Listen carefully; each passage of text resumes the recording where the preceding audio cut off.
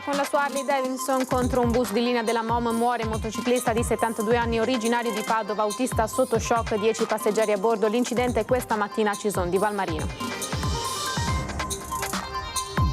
Schianto fatale in laguna, una barca va a sbattere contro una bricola Sacca Fisola, muore conducente il conte Marco Ciagliopassi, gravissima una donna francese che si trovava a bordo. Rapine, scippi, violenze e spedizioni punitive nella zona della stazione Porta Nuova di Verona. La questura con un'operazione lampo emette 33 misure cautelari. La tragedia di Agnese, la bimba morta a Marcon per il caldo, dimenticata in auto dal papà, cambia l'accusa nei confronti dell'uomo da omicidio colposo, abbandono di minore, oggi l'autopsia. Alta tensione a Cafarsetti, l'assessore comunale Zuina ha aperto un'istruttoria sulle società partecipate finite sotto la lente di ingrandimento della procura nell'inchiesta che ha scatenato la bufera in città. Fa bus surfing in centro storico, è la nuova moda che purtroppo è arrivata anche a Vicenza. C'è un video che lo testimonia e che è già diventato virale. Grande attesa a Feltre per la sfida tra i quartieri, torna tra tante novità e riconferma il palio, una storia lunga 600 anni. L'evento sarà trasmesso il 4 agosto in diretta su Antena 3. Buonasera, bentrovate, bentrovati, edizione regionale dei nostri telegiornali. La cronaca in primo piano, l'avete sentito dai nostri titoli, tanti gli incidenti sulle strade del Veneto e non solo in questa giornata. Incidente infatti mortale questa mattina poco dopo le 9 lungo la strada tra Revine e Cison di Valmarino, a perdere la vita un 72enne. Mi ho sentito un gran tonfo. E poi ho visto che c'era la moto sotto la corriera e basta. Questa è la testimonianza della signora che abita a pochi metri da dove il 72enne Giampaolo Benvenu oggi ha perso la vita. Tutto accaduto poco dopo le 9 lungo la strada che collega Cison con Tarso. Benvenu, in sella alla sua Harley Davidson, si stava recando verso il capoluogo della Valmareno quando all'altezza di questo svincolo si è scontrato con una corriera della MOM che stava scendendo dalla strada per Tove nel passo di San Boldo. Probabilmente, ma saranno gli accertamenti dei carabinieri a confermarlo, Benvenu avrebbe svoltato all'ultimo, non accorgendosi dell'arrivo del mezzo pubblico o nella convinzione che la moto l'avrebbe portato velocemente fuori dallo svincolo. Invece l'impatto frontale della Harley è stato violentissimo e giusto al centro della corriera, come testimoniano il parabrezza sfondato e cupolino, forcelle e ruota anteriore della moto completamente contorte. Moto che è stata spinta per oltre 20 metri prima che il bus concludesse la propria corsa. Nulla da fare per Giampaolo Benvenu, deceduto sul colpo.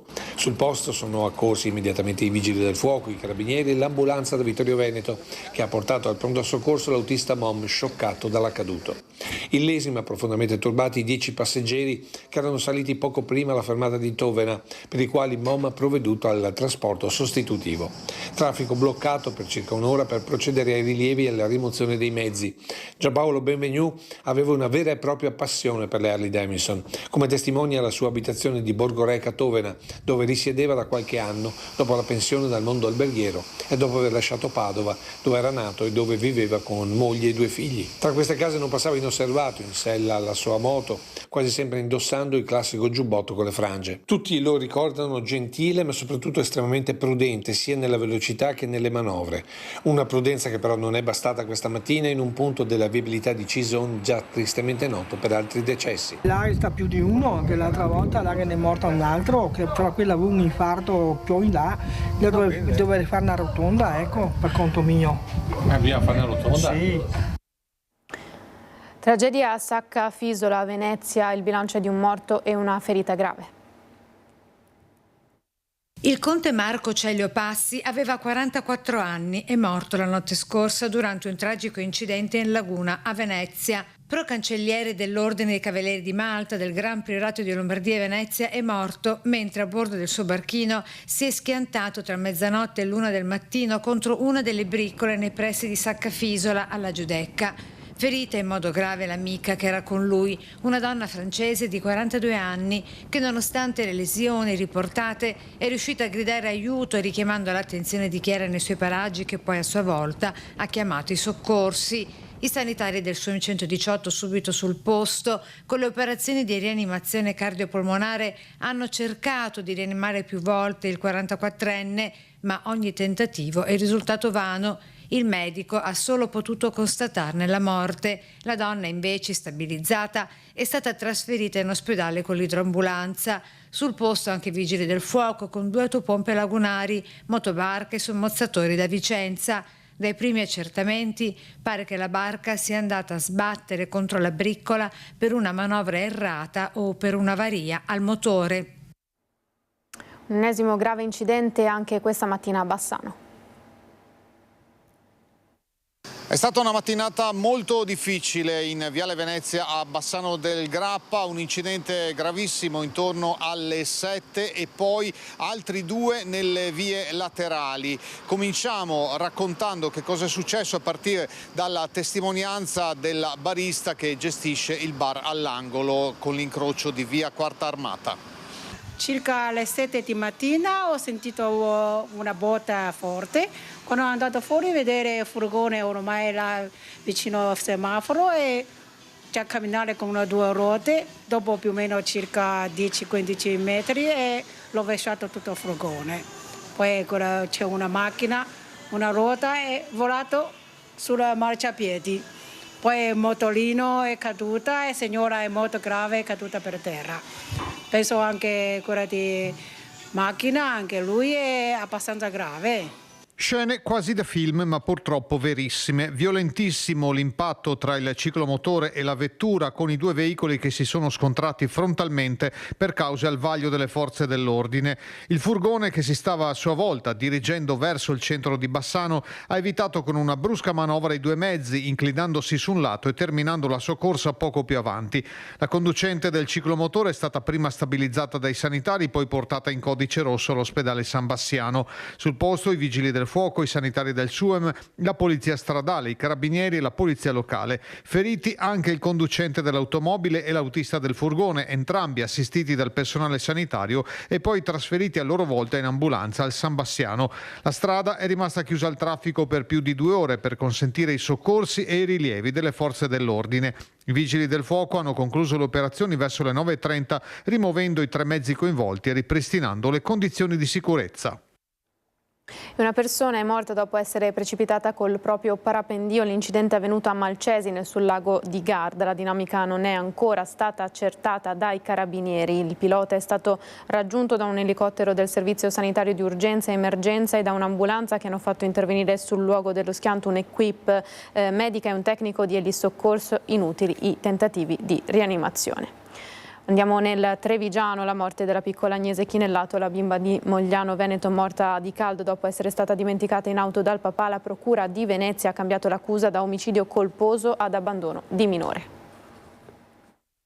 Un'accusa pesante che aggrava la posizione di papà Sirio, l'uomo 45 anni che ha dimenticato la piccola Agnese in auto per quasi 6 ore, ora dovrà rispondere di abbandono di minore, un reato che prevede una pena più alta rispetto all'omicidio colposo come era stato ipotizzato in un primo momento, 5 anni contro 8 per quanto riguarda il massimo della pena applicabile.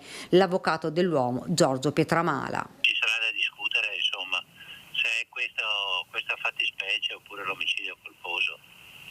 Io sosterrò che si tratta di omicidio colposo, non di abbandono. Intanto è stato eseguito l'esame autoptico sul corpo della piccola, morta nell'auto arroventata dal sole nel parcheggio della Lode San Marcone. Il perito si è preso 60 giorni e poi depositerà la relazione.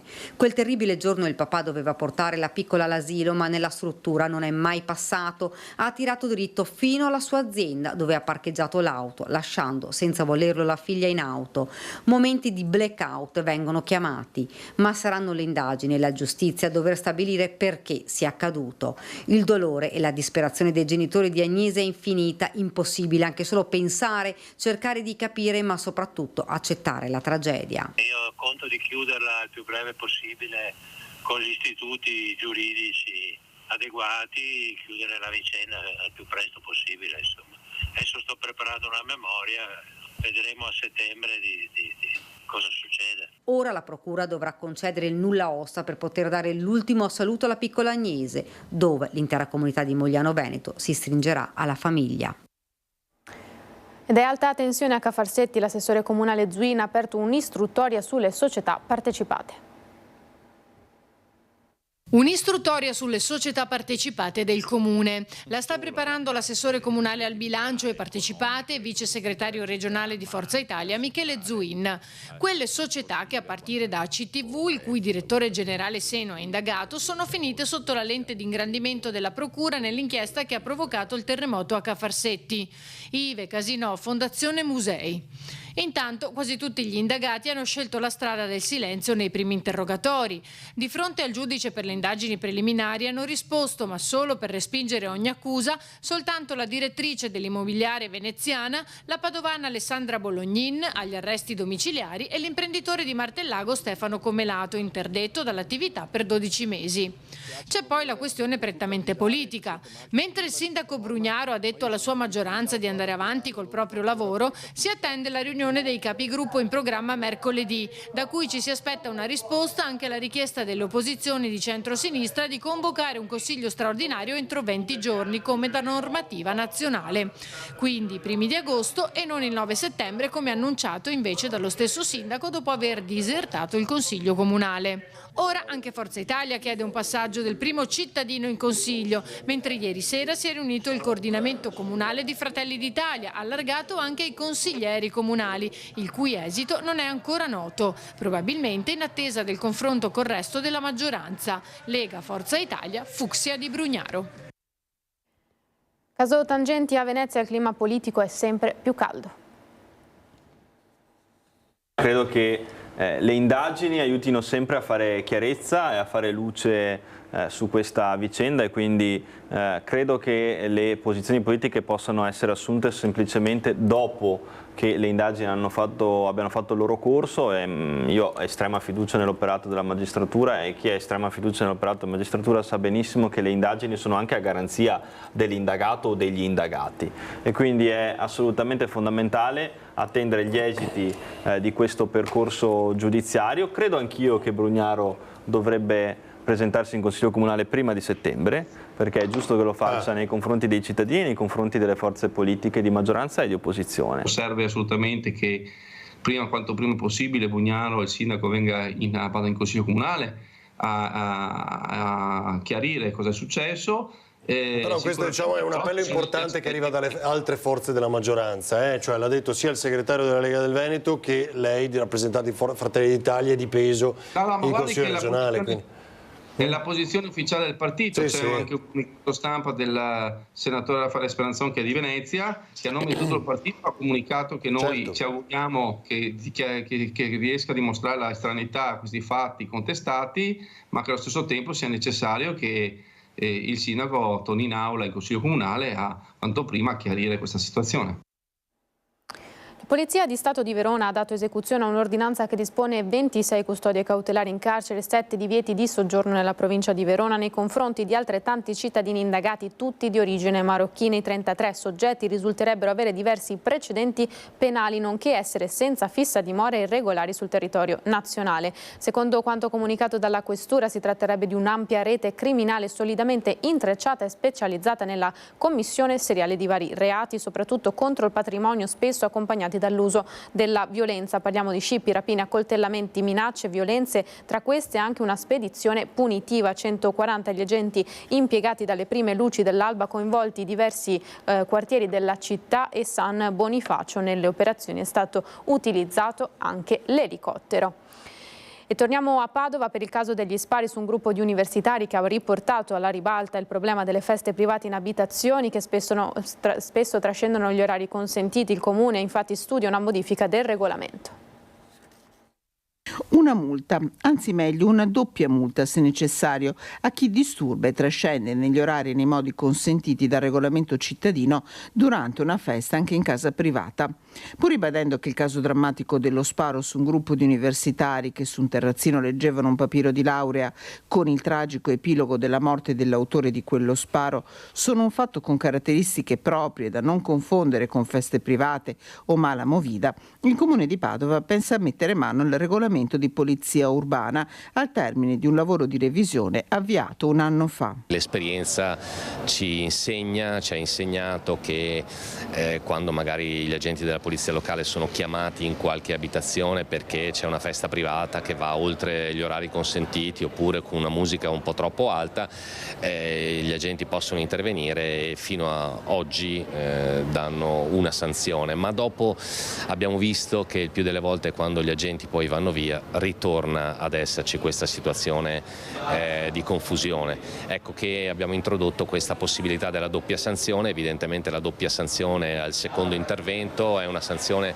maggiorata rispetto alla prima, proprio per far desistere questi atteggiamenti. Quanto è avvenuto la scorsa settimana in via Savonarola resta un trauma per la città di Padova da qualunque punto di vista lo si osservi. Per questo dall'assessore Bonavira arriva un pressante invito. Dobbiamo interrogarci perché, dobbiamo cercare un po' di stemperare i toni, di aiutare le persone che sono in difficoltà, non cercare sempre di cavalcare un'onda per portare al proprio mulino qualcosa che poi non si capisce cos'è. Immagino che possa essere consenso politico, ma insomma cerchiamo di veramente stemperare i toni e cerchiamo di aiutare le persone che sono in difficoltà, che credo sia il compito che tutti noi dobbiamo avere nella nostra comunità. Continuiamo a parlare di universitari, ma questa mattina in fiera per affrontare i test per il concorso per le scuole di specializzazione di medicina.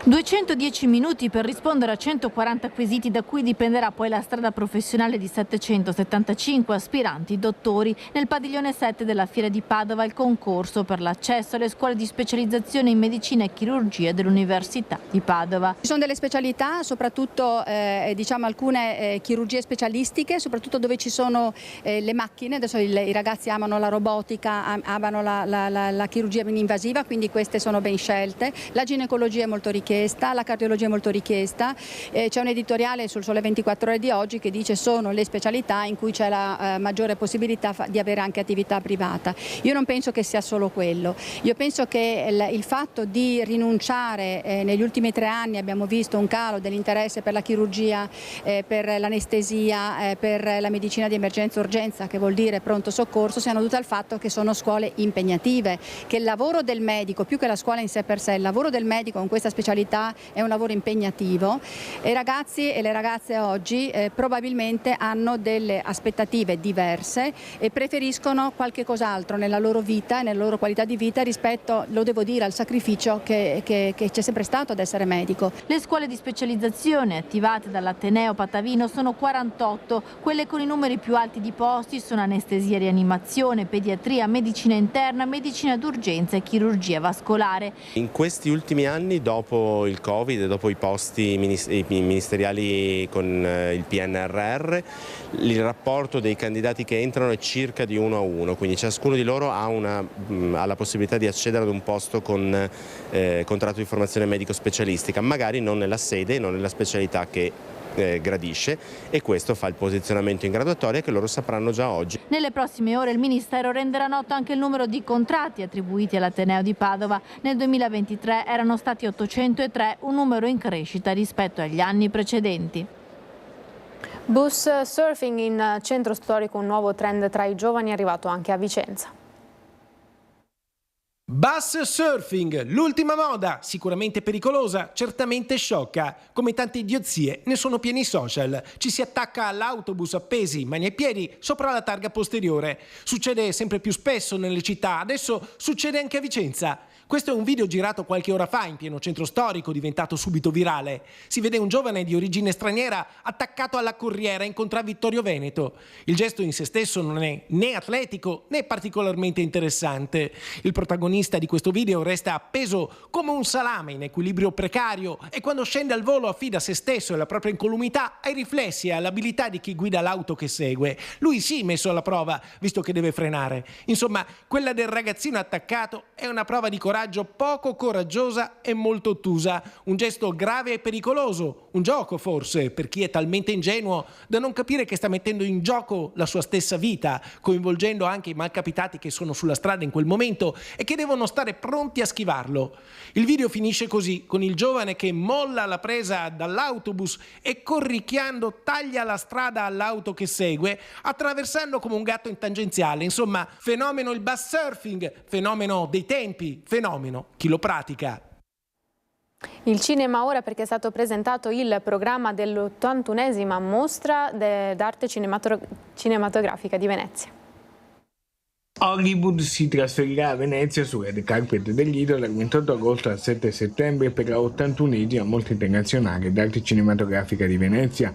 È un cartellone ricchissimo, quello presentato questa mattina nella sede della Biblioteca dell'ASAC della Biennale dal direttore artistico della mostra Alberto Barbera e dal presidente della Biennale di Venezia Pietrangelo Buttafuoco. Molto spettacolare, con grandi film d'autore di tutto il mondo, con tanti film di giovani registi che portano un linguaggio nuovo, un'estetica nuova e temi inediti. È un festival capace di obbligarci a ragionare sulla contemporaneità, sui grandi scenari di crisi della contemporaneità.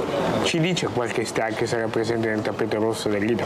Ci sarà Michael Keaton, ci sarà Winona Ryder, ci sarà Monica Bellucci, poi arriverà Kate Blanchett, Kevin Kline, poi arriveranno Brad Pitt e George Clooney, poi ci saranno Tilda Swinton e Julianne Moore, poi ci sarà Daniel Craig, Joaquin Phoenix, Lady Gaga e tantissimi altri. Tantissimi i temi. La presentazione è stata introdotta dal responsabile dell'ufficio stampa della Biennale Cinema Paolo Rughi. 5 saranno i film italiani nel concorso principale. Un cinema aperto assolutamente alla contemporaneità, che non scade mai a livello della pura e semplice cronaca, ma che ci invita ad approfondire e a dialogare, a confrontarci per capire meglio cosa sta succedendo e come possiamo migliorare la situazione. 5 film italiani in concorso, il cinema italiano come sta? Dal punto di vista dei film selezionati per Venezia benissimo, perché sono film belli, estremamente interessanti, molto diversi gli uni dagli altri, che segnalano una volontà di innovare e di cambiare. L'altra faccia della medaglia è che continuano ad esserci troppi film prodotti di bassa qualità, cose che probabilmente cambieranno nel momento in cui entreranno in vigore i nuovi decreti attuativi degli aiuti di Stato e del tax credit, che farà sentire i suoi effetti a partire dall'anno prossimo. Ed è stata presentata questa mattina a Palazzo Ferrofini la 45esima edizione del Palio di Feltre, un evento che la nostra emittente trasmetterà in diretta domenica 4 agosto. I quartieri, il mercato, gli spettacoli, gli sbandieratori, le gare di tiro con l'arco, staffetta, tiro alla fune e la corsa dei cavalli. È il Palio di Feltre che tornerà a colorare le vie del centro storico il 2, 3 e 4 agosto per l'edizione numero 45 dell'evento che dal 1979 rievoca la suggestiva atmosfera quattrocentesca, cornice degli accadimenti storici che segnarono il passaggio della città murata sotto il dominio della Serenissima.